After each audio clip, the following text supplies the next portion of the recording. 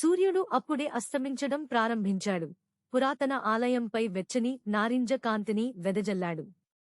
అగరబత్తుల సువాసనతో గాలి దట్టంగా ఉంది మరియు సన్యాసుల మృదువైన మంత్రోచ్చారణలు దూరంగా వినబడుతున్నాయి.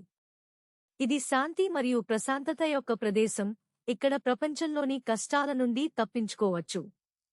కానీ ఇద్దరు యువ ప్రేమికులకు ఆలయం వేరే రకమైన ప్రాముఖ్యతను కలిగి ఉంది.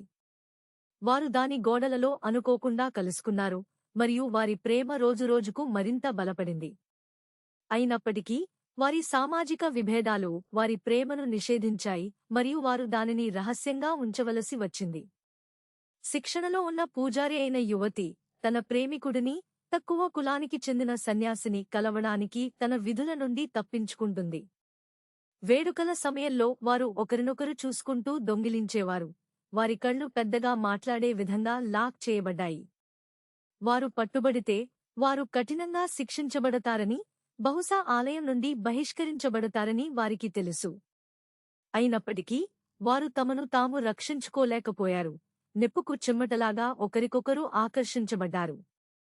గుడి తోటలో కలిసి కూర్చున్నప్పుడు రాత్రి ఆకాశంలో నక్షత్రాలు మెరిసిపోవడం చూస్తుంటే తమ ప్రేమ పోరాడటానికి విలువైనదని వారికి తెలుసు. కానీ వారికి చాలా తక్కువగా తెలుసు, వారి ప్రేమ మాత్రమే ఆలయంలో ఉన్న రహస్యం కాదు, మరియు త్వరలో వారు ప్రతిదీ మార్చే సత్యాన్ని కనుగొంటారు. ఆపై స్త్రీ కళ్ళు తెరుచుకున్నాయి మరియు ఆమె తన మంచం మీద కూర్చుంది.